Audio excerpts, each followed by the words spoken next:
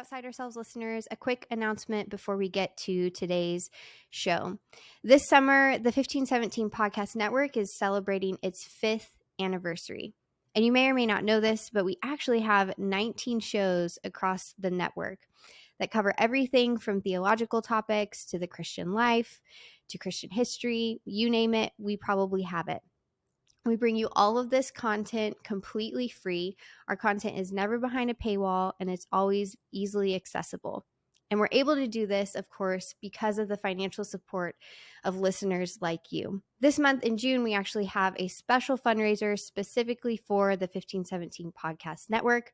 Our goal is to raise $50,000, and we would love if you could consider being a part of this effort.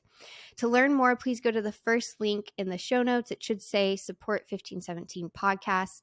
There, you can set up either a one-time donation, a recurring donation, whatever makes most sense for you right now would be greatly appreciated. I don't take your support lightly. I feel so honored that I get to bring you these interviews every other week. So thank you so much for considering giving and for your continued support of the 1517 Podcast Network.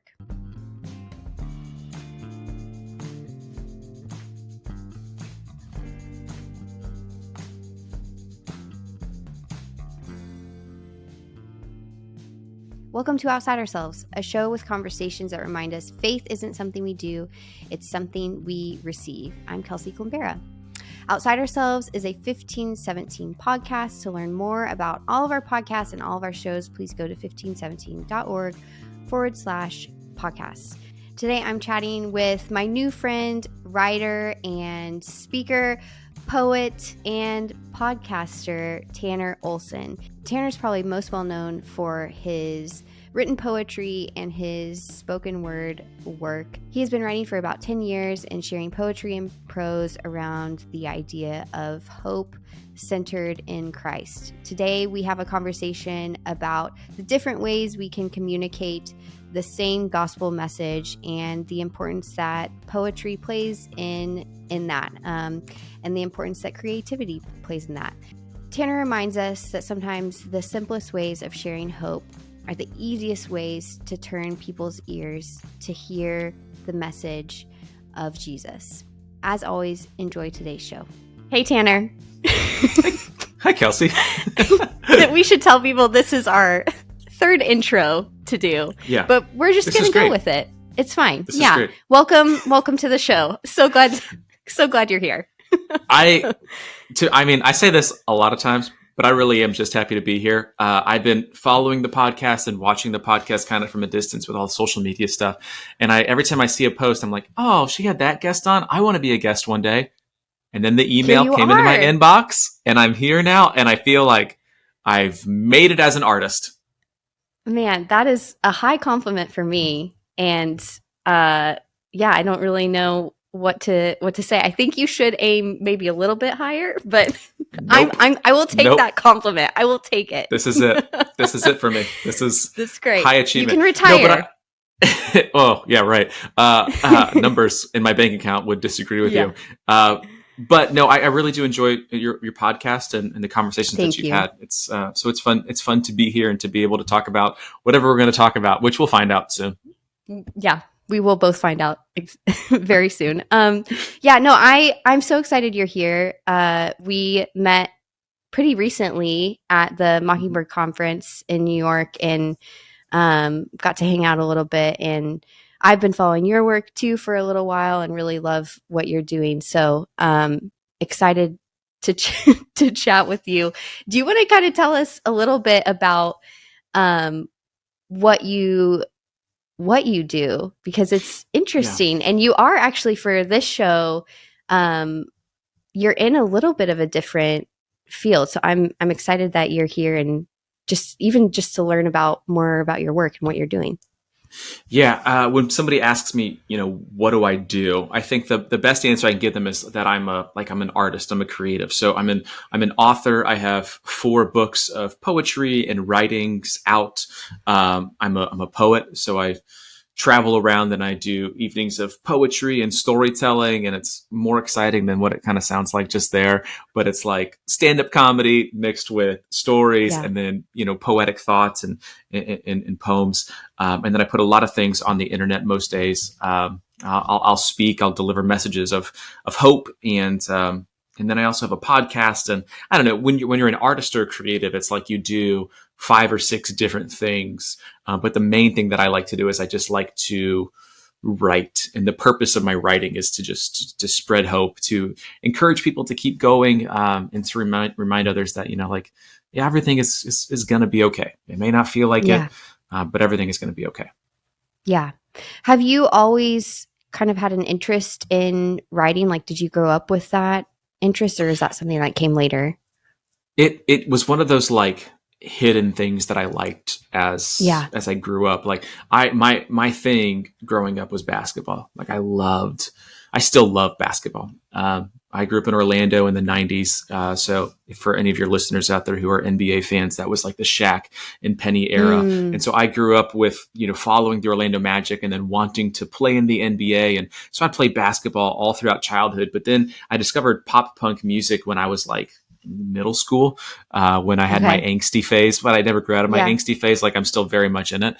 But like I discovered bands like Newfound Glory and Blink-182 and Yellow Card and The Starting Line, like all these bands. And I listened to them and their lyrics just like connected with me. Like they unlocked something inside of me. And so I thought, okay, maybe I won't be a basketball player. Maybe I'll be in a band, but I can't sing, can't play music. Like my brain just does not work that way. My mouth does not deliver beautiful sounding words with when I sing, but I loved the lyrics, and so then I started writing lyrics, which eventually became poems.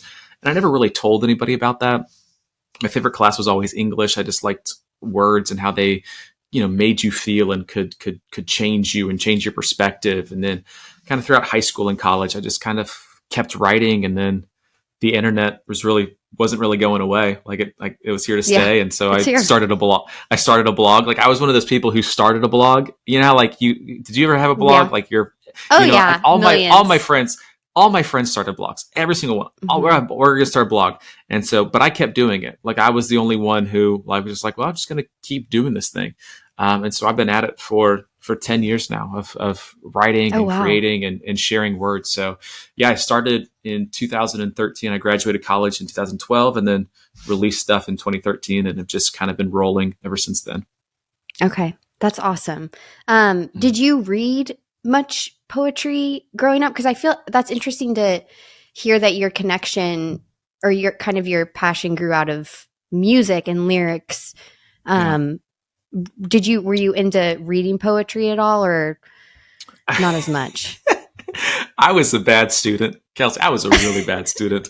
I thought that school was about making jokes and entertaining people. It took me years to realize that school was about learning. Like I was like, well, these tests are just things that we have to do so that we can keep entertaining other people. Like I thought this was like, this is where kids go because parents are working. Like we'll go here. This is where they will hold us. And like, we'll just tell them about numbers and old things that happen in the world. I never really realized like, okay, this is where I'm supposed to like learn and dig deeper into things. So my way of absorbing information has always been like through experience and relationship. And so I remember going and seeing, I went to a concert and opening up was this poet named Anis Mojgani.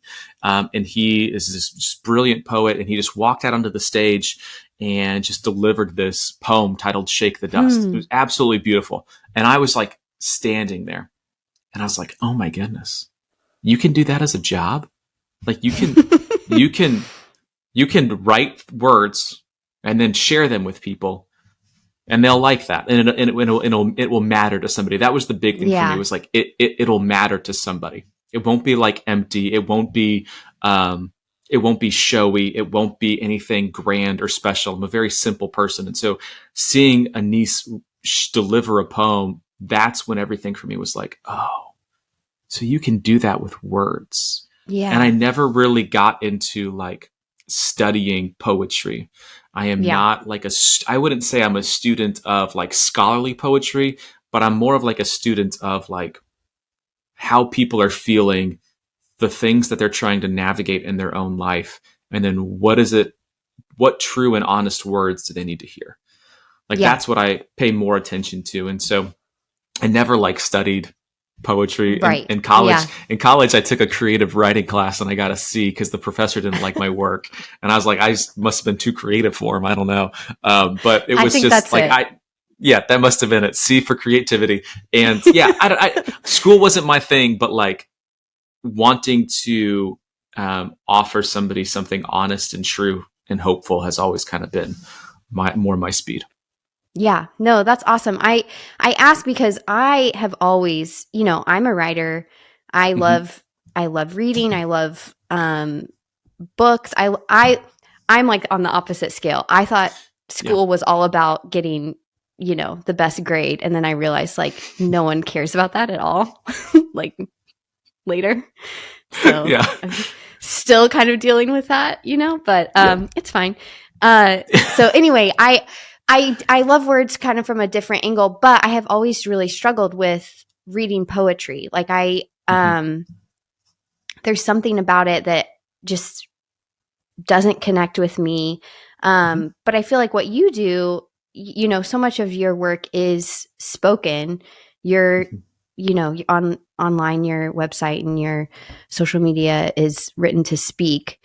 And so, the idea that you're writing something but you're speaking it is very inherent to kind of your work. What have you found to be the importance of that, like the spoken word versus the written word? Because that's actually, that can get become like a very academic debate in and of itself, but it's also, there's so much practicality to it. So I'm interested kind of your opinion on that. Yeah.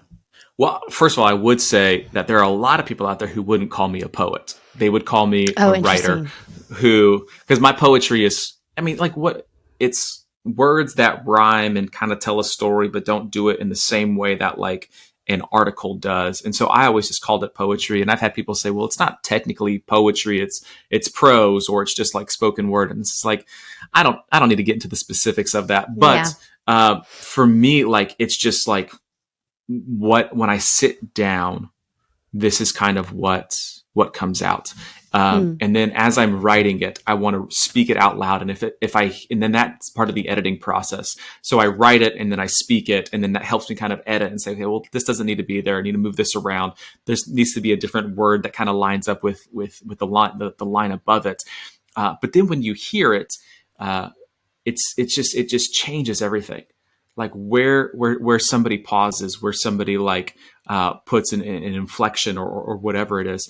One of my classes in college, we were studying the New Testament. It's a New Testament class, and our Professor Pavla was his name. He had this like teaching example when reading scripture of like, well, how do you think that it was spoken? How do you think that it was said? And so we were, read through the Gospels, and when Jesus would say something, and his example was, and I don't remember a lot of things from school, so this is huge for me that I'm remembering this. but his example was Pat likes you. Pat likes you. And he's like, well, how many different ways can you say Pat likes you? Like, where can you put can it be like Pat likes you, or Pat likes you, or Pat likes you? All these different things. And so it's like a story can be told really well with how it is spoken. And I think with poetry is kind of the same way. Like, it's going to make you feel something different. Your mind's going to go somewhere else based upon how it's read. Yeah. One of the things that I hear at almost every single show I do was, I like your books, but I want you to read them to me. Like, I want to hear you read them. I want you to people will make the creepy joke, which I really love. Like, how much can I pay you to come read to me at night? And I was like, wow, it's a lot. It's a lot of money. But like, it makes sense to me because like that's one of the hard, like, I love Mary Oliver. I love Wendell Berry. I love some of these like really great, the Psalms, but like David didn't have a podcast, so I can't hear him read them. And I would love to have heard him like cry through some, well, not cry, that'd be a lot for me to handle, but like to like read through some of these Psalms, it just changes it. But one of the reasons why I like to, and I know I'm rambling, but one of the reasons why I like to, put these in books is like, I want to know where you pause when you read it. Like, I want to know Yeah. what line you circle, or what stands out to you, or which one were you just like, this was terrible. Yeah, that's You know? interesting. Because it's, hearing it spoken, you're hearing it as the author intends, or the speaker intends, if they weren't the one that wrote it. But there is some strength to, I hear what you're saying, like reading something, because then your imagination comes into play, where you're kind of trying to figure Mm-hmm. out, how does this impact me? Maybe you're also, looking at context, if it's something like scripture or a book. But Yeah. that's really interesting. I think it's important to kind of think through those things, and think about how the difference between how things hit us, because I think that there is a difference for sure. Mm-hmm. Yeah, and I mean, I would do this with when I would read the Bible. Like, when I sit and try to have quiet time, I'm so bad at quiet time. Whoever invented quiet time, that was good for them. But like, Yeah. I need a little bit of loud time. Like, I need to hear like what's going on, and like, so when I read scripture, like, it's helpful for me to read it out loud, because then I Yeah. can like see and hear, and not just like see and then think. And I think, I Right. think poetry is the same way too, of like, let there be, like, add another element to it. Sure, like, you can read it by yourself, but like, if it's read to you, then I think that's when you can decide if you like it or if you don't like it, Yeah. Put a little emotion behind it, put a little heart behind it, put a person behind it, and it's going to change everything for you. Where would you say you find inspiration? You kind of mentioned at the beginning what you like to write about, but where would you say most of your subject matter comes from, and then like what inspires you when you sit Mm-hmm. down to write? Yeah, I think it changes through the seasons. A lot Yeah. of it is kind of like, what am I going through? What are the questions I'm asking? What are the hurts that I am navigating? The uncertainties, and then how am I just navigating the world in general? So I'll write about that, but then it's like, well, how are my neighbors and my friends, like, what are they going through? What Mm. can I write that would feel like a little handwritten note to them, that'll bring them comfort, that'll bring them hope.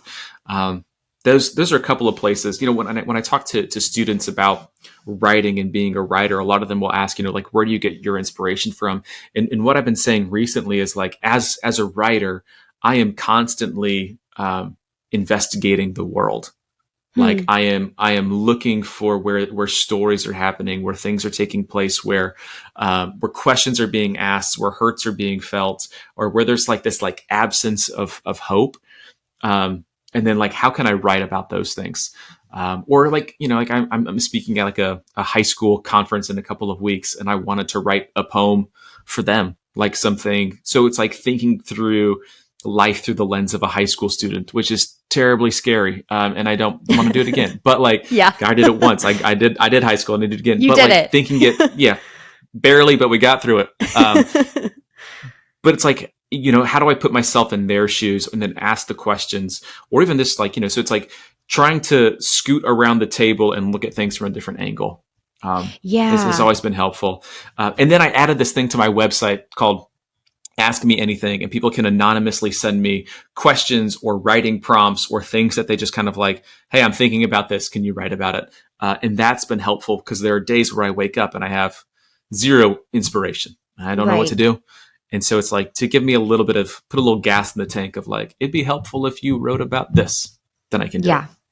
Yeah. Yeah. Yeah. I think that's definitely a huge part of writing, and writing well, is thinking about stuff from different perspectives, and being curious about the world. Like, we don't Mm-hmm. have very much of that these days, unfortunately. And so when you Yeah. see someone, and when you see writing that is curious, and because with curiosity comes compassion, right? Like an empathy, a lot of the time. Um, Mm-hmm. I think it stands out. So And the more I write, the more that I just realize I don't know. I think when I sit down to write, I'm almost like looking for answers, but what the conclusion that I come back to is, I'm not gonna know the answers, but I have the answers that I need to keep going. And like, for me, it is like, I know what Jesus has done. Like, it's the whole, like, if Jesus didn't raise be, raised from the dead, then what? But he did. So I can rest in that. And so a lot of the things that I try to write now, it always kind of gets back to this place of hope is real and everything's going to be okay.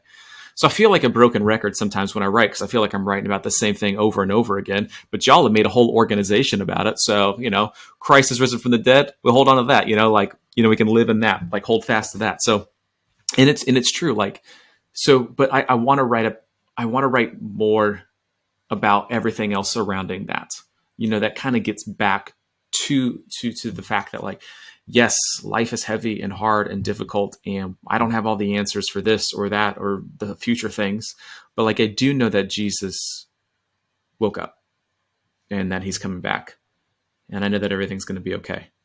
And I don't know about this issue. I don't know about that issue. I know what the Bible says about this, and that's hard for me some days, but the Bible says that. But I also know that the Bible says that Jesus woke up, and so therefore I have hope. So it's just all kind of like, it's just a lot. It's a lot to be a human being, and it's a lot to be a human being in a world where there's a lot of information and a lot of questions. Absolutely. Yeah. Mm-hmm. Yeah. There's, that's something I think we live in a time where certainty is definitely a thing that people are wary of, for a lot of good reasons. I think, mm-hmm. For many reasons. And questions are really, really important. But there is something to the fact that if you have a sure anchor like Jesus, hopefully that's, and, that's we would both one. Say, hopefully that's the one you're anchored to. Top 3 anchor for me, for sure. Yeah. On a good day, top 1. On a bad day, top 5. I was going to say, for those of you who think I'm joking, like he's number 1, but like, okay, just so we know, he's number 1. Yeah, thanks for clarifying. I had to. You never know. People get taken out of context. Like, this guy's not about that. No, I'm very much about that. Just also wanted to make a joke. So yeah. There is something to that being, to Jesus being certain, and not in the sense that like he's going to give you all the answers, but the things that he said he did, those promises mm-hmm. being true, which is I'm a broken record. I feel like I say that all the time on this podcast. That's comforting, and it frees you to ask questions, and it frees you to not mm-hmm. be sure all the time about some of the big scary stuff as well. I think if you have that, then it's helpful. I found it to be helpful, at least. Yeah. I wrote the other day, I was writing, and I don't know what I did with it, but I wrote like, I know how the story began. I know how the story ends. I just don't know everything in between. Like God said, let there be light. There was light. Jesus rose from the dead. He will come back again. Everything kind of in between, the beginning and the coming back, I don't know what's going on. I'm just happy to be here, like I'm just trying to figure it out. But I think that we can kind of obsess over that of like, I don't know. And I think that's one of the reasons why I became a writer, is because I don't know. Like I have a lot of questions. I have a lot of anxieties. I'm just a human being. But writing for me has become very therapeutic, and thankfully my job is therapeutic for the most part, where I get to kind of write through the questions and the unknowns and the doubts and the things that are happening in the world. And then I get to remind myself, and then the reader as well, that everything is going to be okay. I want to talk a little bit about, because you've mentioned it a few times already, the fact that you write a lot about hope specifically. Mm-hmm. Like that's a big theme, if not like the biggest theme in your mm-hmm. writing, maybe. Where have you found that word practically to be helpful for you? Like, and why do you think it comes up over and over again in your writing? Yeah. Well, so for me, like, to break it down, like hope, I think, is like, it's the full assurance that God is with me in this. Like he is present. He is here. And like we said, like we know how the story ends. So like that, there's my hope. But, I think back, like when I first started writing, it was right after I had been fired from my first job out of college. And then, when you lose a job, you, for better or worse, you lose part of your identity. Then you lose your paycheck and your health insurance, which is pretty important, by the way. And you kind of lose all these things. And so you're left just kind of free falling. And so for me, like, that's when I really started writing about hope, where it's, taking all the jumbled up things inside of me, but anchoring that to like the certainty of hope. And I just don't think I just haven't stopped writing about it. And then as I've continued to go on and grow as a writer and as a person and go in and out of seasons of things, like, I need to hear the word hope as much as the person to my left and right does as well. And then you start meeting more people, and more people find your writing and your work, and they're like, I needed to hear that. I had one of the best compliments I ever got from somebody was someone who found me on Instagram, and he was like, since following your writing, I've started using the word hope more in my life. So, okay.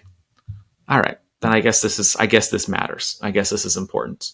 Because sometimes we get our heads down so far that we just kind of don't see what the good that's happening around us, or the good that's waiting for us at the end of it all. Yeah. Yeah. What would you, I agree with you. I'm playing devil's advocate a little bit here. What would you now say I'm sweaty. Oh no.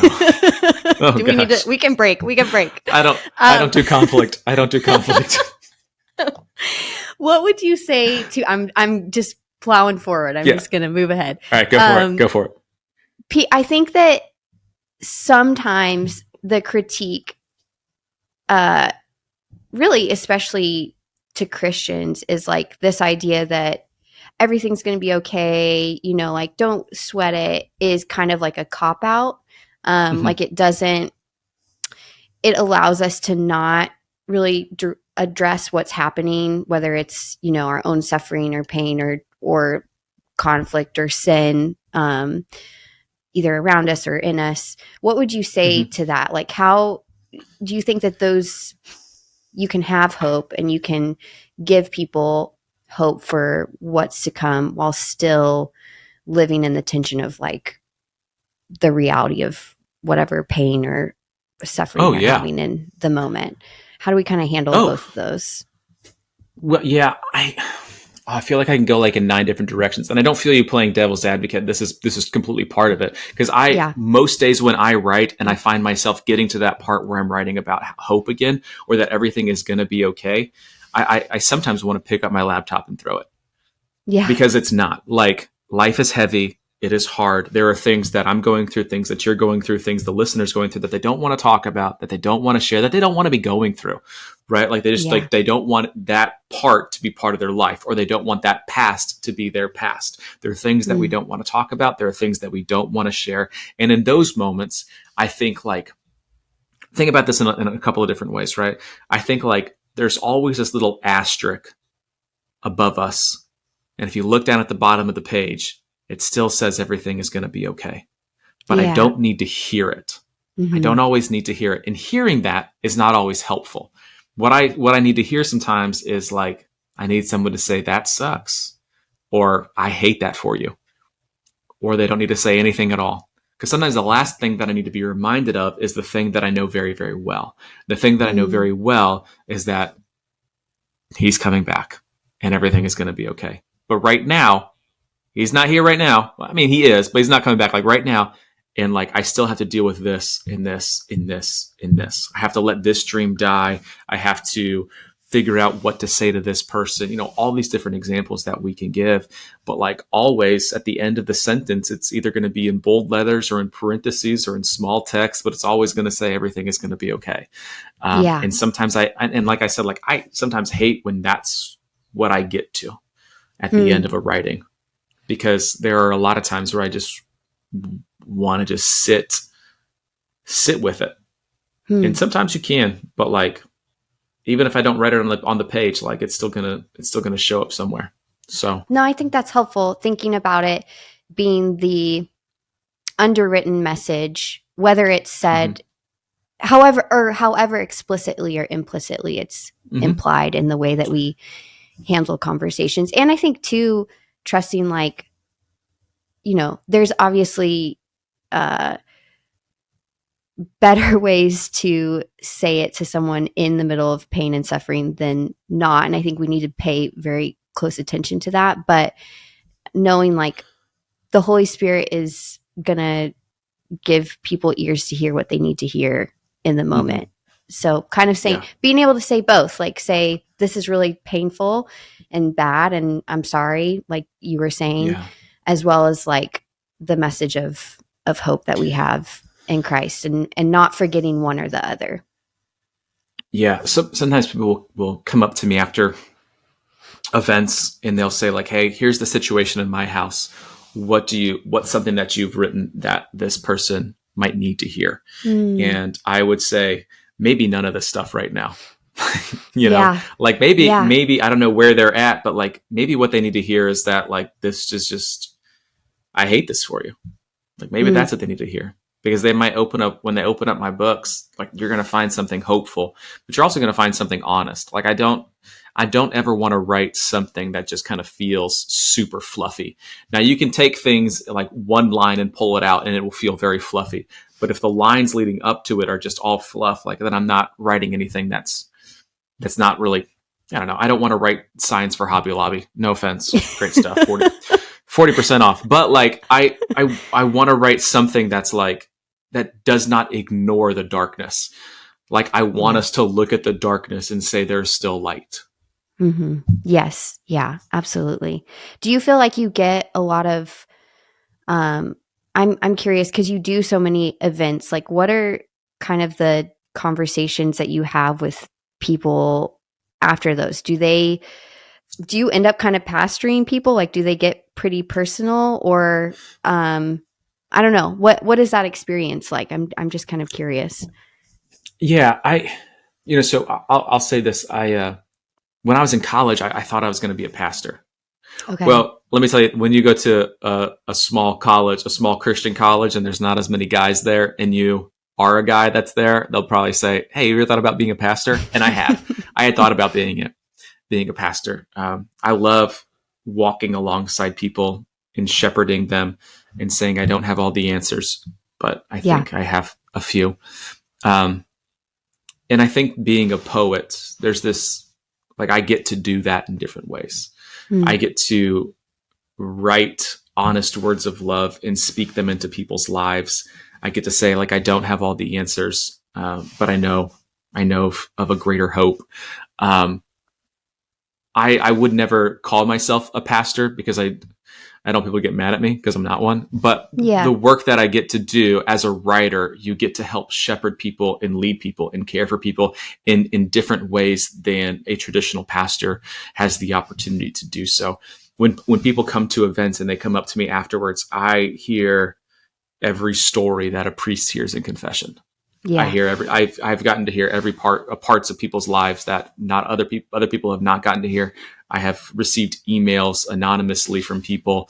I have a little space on my website where people can ask me anything or share anything anonymously. And recently people have just been using it as a safe place to confess things and to share what's happening in their lives and the struggles that they've gotten to go through.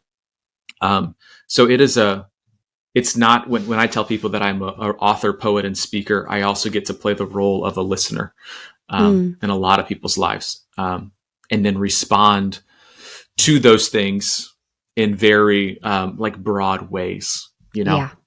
Yeah. So I hear, I talk a lot about, suicide attempts and depression and anxiety and, loss and pain and questions. One of the most recent questions I received was, what would you say to somebody who went to seminary and now, as they're graduating, wonders if everything is still true? So it's like all these different things. But I think when you kind of set yourself up and say, I don't have all the answers, that disarms a lot of people. When you say, I'm just trying to figure it out, people are like, hey, this guy, he's not going to tell me how to live my life, or, because I'm not, because I don't know what I'm doing, but I'll probably listen and I'll give what I can, I think there's a need for that. I think there's a need for, obviously the pastor position, but like people like you that are able to approach there. So there's, this little essay that C.S. Lewis wrote called Meditations on the Toolshed. I don't know if it's like super, I've heard of it. I don't know if, okay. Yeah. He talks about this, the difference between, approaching something directly and then approaching something from the side. He's talking basically about knowledge. So he says like knowledge that comes alongside something or knowledge that comes directly at it. And he's arguing against like specifically the fact that religion in the modern era is only seen as, or the only credible sources for religion in the modern era are people that come directly at it, but don't really have it. Like they're not actually religious people. So he's critiquing that. But I think it's I think that metaphor is so helpful for us, even within Christianity, to think about like the different approaches we take with people and with the gospel. Like you can either go directly at something, you can speak directly at it, and that's good sometimes, but I feel like poetry and a lot of what you're doing is looking at something from the side, like going alongside. And Lewis describes that as kind of like knowing something from the inside. Like you're talking about experience and you're talking about the thing because you're in it. You're not outside of it, viewing it objectively. I don't know. Do you feel like that makes sense?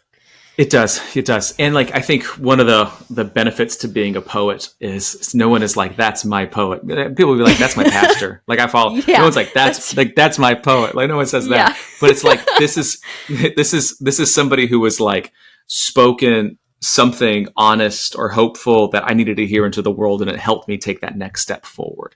And like coming at it from this different angle or this different point of view, which it's kind of easy to do because like when you are it depends on like what your role is.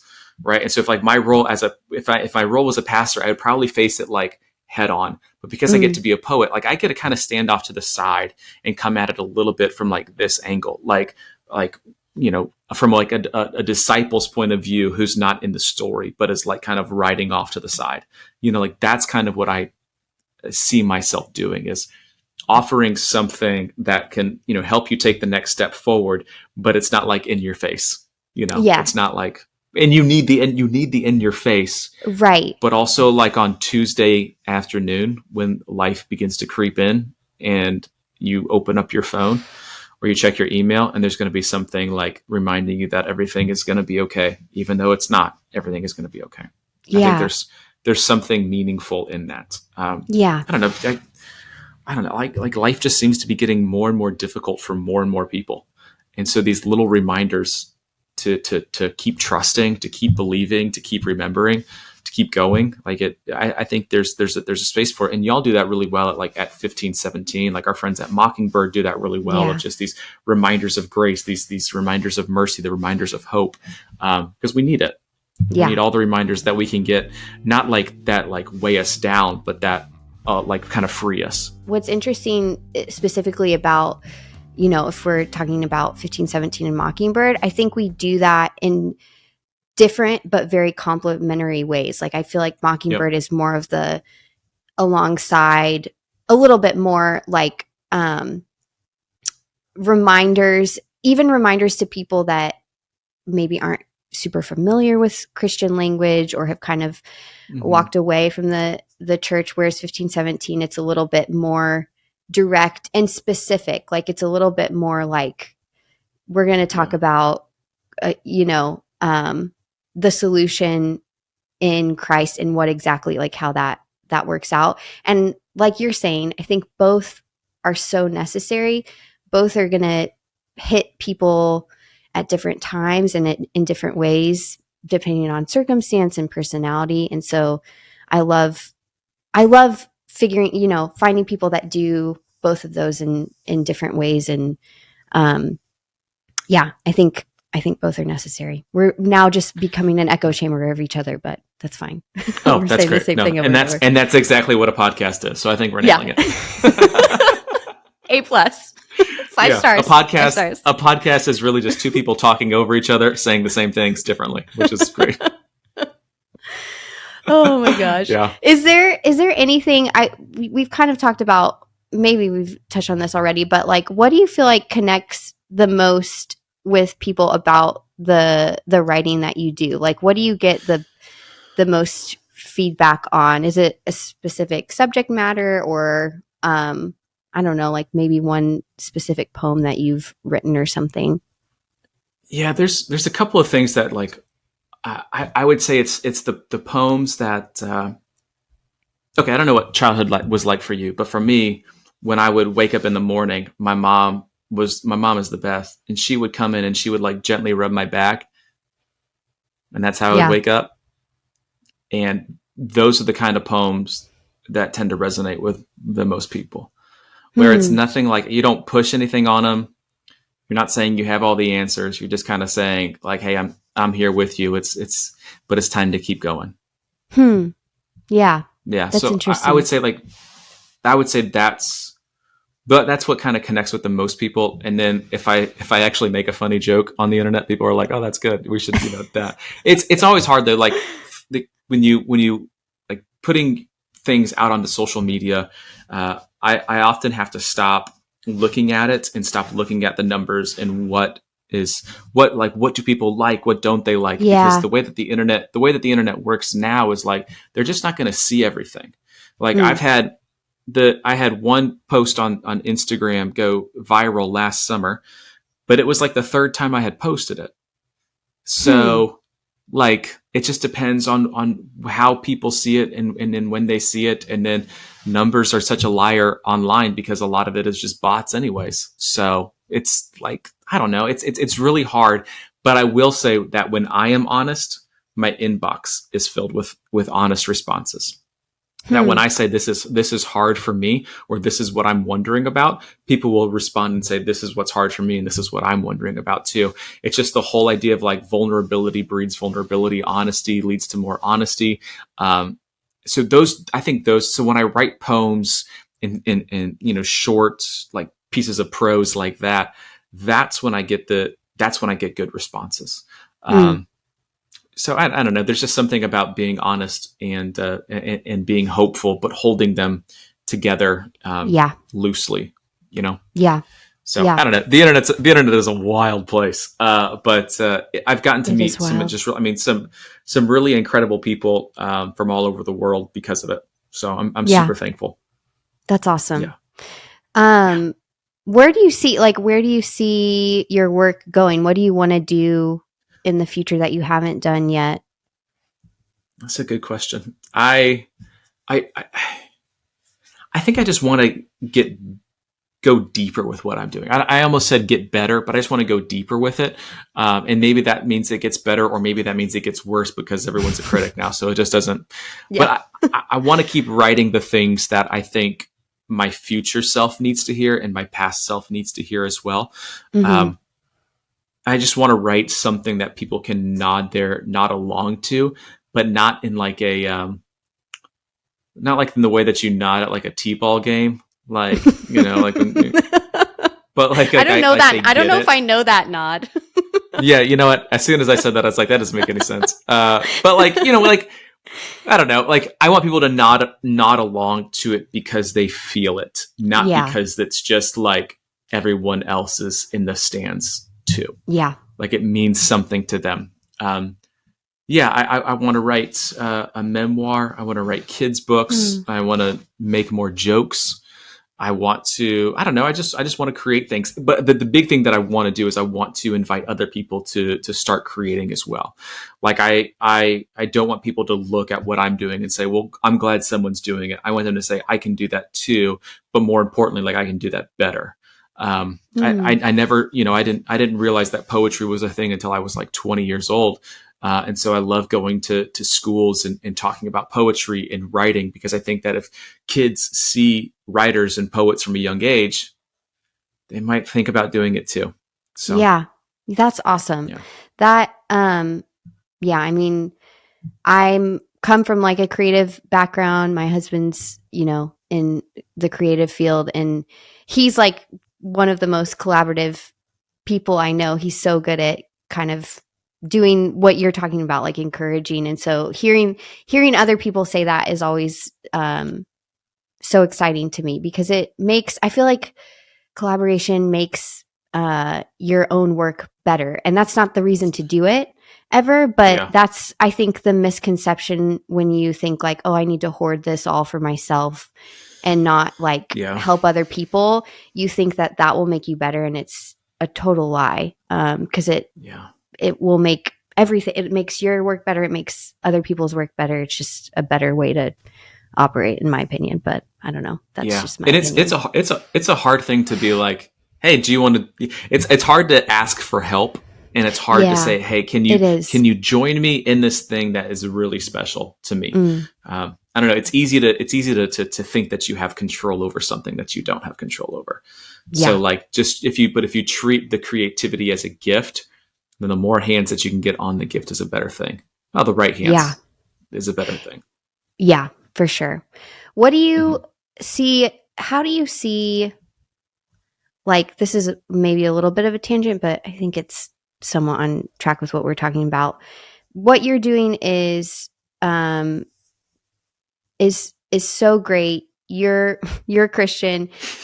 We've talked a little bit about like how you're kind of, you're not in the ministry of the church, but you are like giving this message of what the church hopefully is giving. How do you see creativity playing a role in the church? Where's the need for that? And where have you maybe like learned like this could be better?